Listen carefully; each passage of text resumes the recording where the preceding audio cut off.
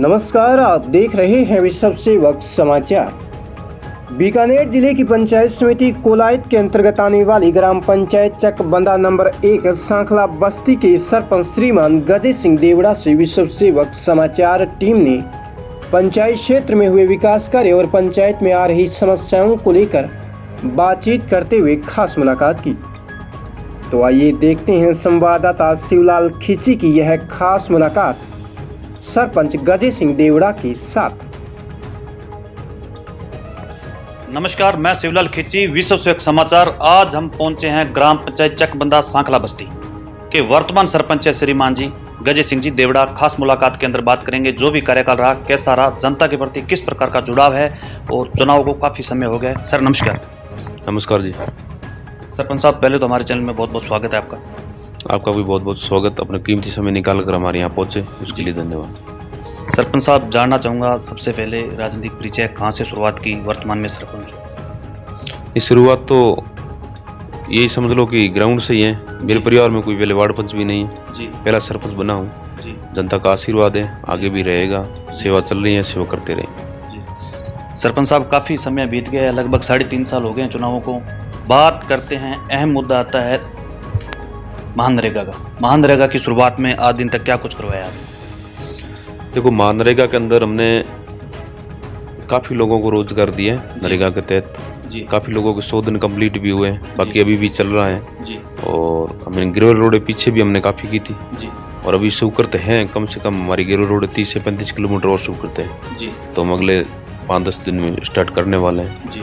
और नरेगा के तहत हमने 1-2 काम दूसरे भी किए, आगे भी करेंगे। तो सरपंच साहब, बात करते हैं चकबंदा सांखला बस्ती की। अहम मुद्दा आता है, जैसे हमने भी सर्वे किया, मेन मुद्दा आता है पानी का। कहते हैं जल है तो जीवन है। पानी को लेकर आपके कार्यकाल में आपने क्या प्रयास किया? पानी के कार्यकाल में अभी आप सर्वे करके देखो तो पानी पंचायत के अंदर 75 घरों के अंदर पानी पहुंच रहा है। 20-25 घरों के अंदर पानी नहीं पहुंच रहा है, वो भी हमने लिस्ट बनवा के आपसे पहले ये लिस्ट हमने बना रखी है जी।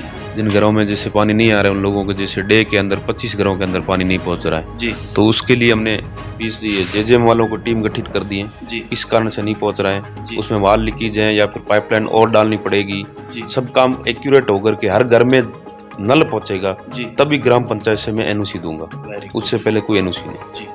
तो सरपंच साहब, बात करते हैं, एक अहम मुद्दा और आता है, कहते हैं शिक्षा। शिक्षा एक वो शेरनी का दूध है, जो पिएगा वही दौड़ेगा। बालिक और बालिकाओं को शिक्षा के प्रति आपके क्या विचार? देखो, शिक्षा के प्रति हमने पहले तो हमारी सरकार नहीं थी जी। राजनीति में ये होता है कड़ी से कड़ी जुड़ता तभी काम होता है जी। और अभी हमारी सरकार बनी है, हमारे माननीय युवा विधायक सबके लोकप्रिय अंशुमान सिंह भाटी साहब जी। तो उनके सामने हमने कुछ टीचरों की जो रिक्वायरमेंट है वो भी रखी जी। जो स्कूल को क्रमोन्नत करना है जी।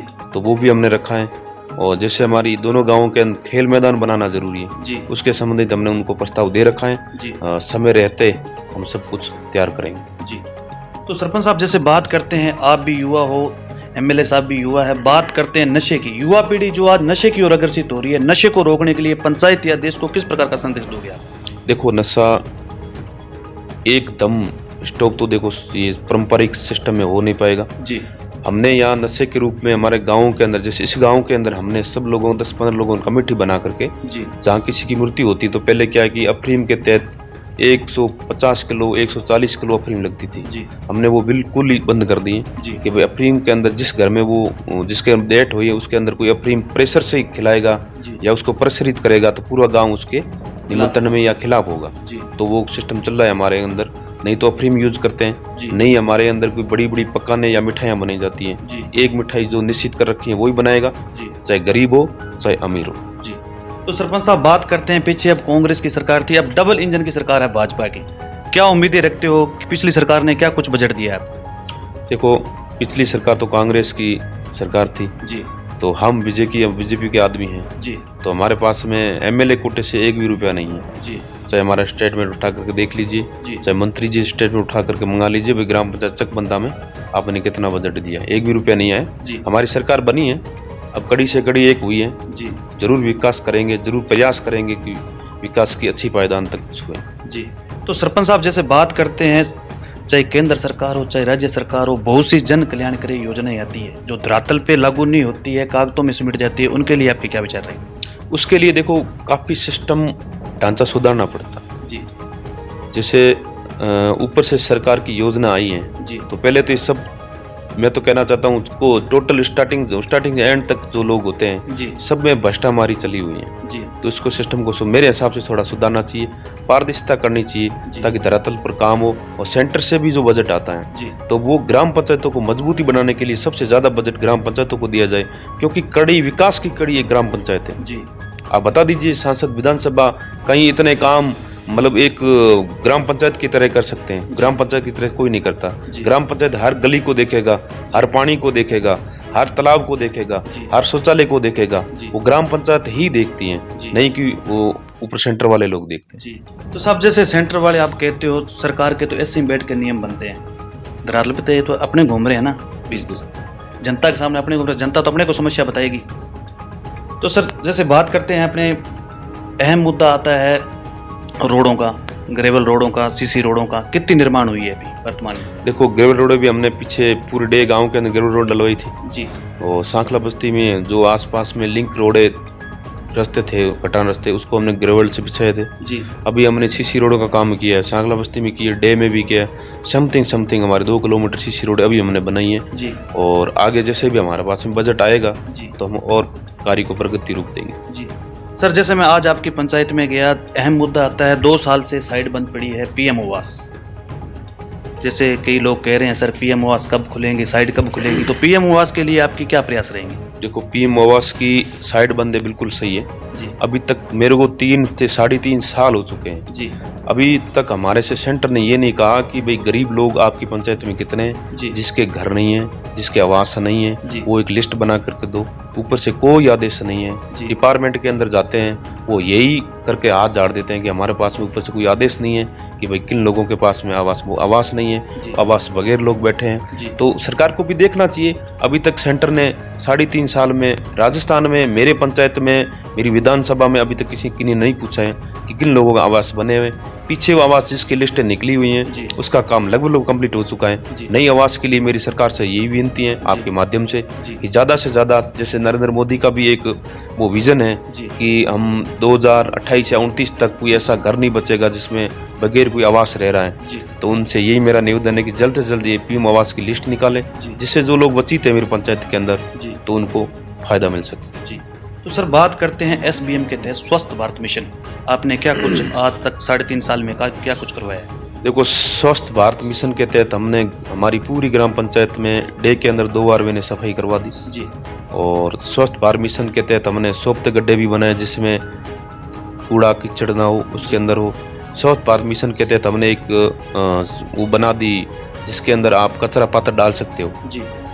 तो वो भी हमने निर्माण करवा दिया है जी। और आगे भी हमारा जारी रहेगा जी। तो सर जैसे बात करते हैं सार्वजनिक शौचालय कहाँ बनवाए हैं आप? सार्वजनिक शौचालय हमने देखो स्वीकृत कर रखे हैं जी। तो बनाने की प्रगति के अंदर है। देवती माता हो गया, स्कूल के अंदर हो गया जी। बाकी 200-300 हम दे रखे हैं तो वो भी जल्द बनाएंगे जी।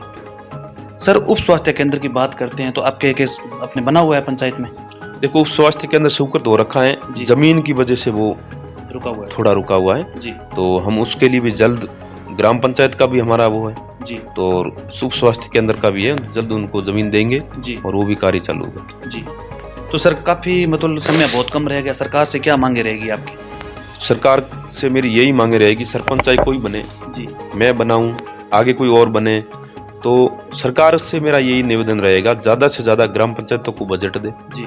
और ग्राम पंचायत को बजट ऐसा दे ताकि वो ग्राम पंचायत हर कड़ी में मजबूत रहे जी। हर विकास में वो कर, जितना ग्राम पंचायत को नॉलेज है गाँव के अंदर विकास का जी। और जितने विकास के कार्य उनके पास में आते हैं जी। समस्याएं आती हैं जी। वो नहीं तो विधायक के पास में आती है, नहीं एमएलए के पास, इसमें सांसद के पास में आती है, नहीं कोई राज्यसभा सांसद के पास में आती है, केवल एक सरपंच है उनके साथ में ये समस्याएं खड़ी रहती हैं। हमारे पास में लोग सीधे डायरेक्ट आकर के बोलते हैं कि साहब हमारी गली खराब है, साहब हमारे पाइपलाइन नहीं पहुंच रही है, साहब हमारी ये समस्या है, साहब मैं शौचालय चाहिए, साहब मैंने ये काम चाहिए।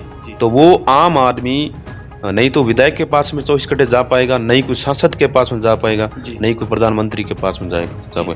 आपके माध्यम से मैं यही कहना चाहता हूँ आने वाले समय में भी पंचायत को अगर रखना है तो मजबूत बना के रखो, उसको बजट की जो सीमा है उसको भी बढ़ाना चाहिए और पंचायत में जो पावर है उसको भी छीना ना जाए। पावरफुल और किया जाए, ताकि वो एक सरपंच अपने पावरफुल से विकास और जनता का भी विकास कर सके। जी।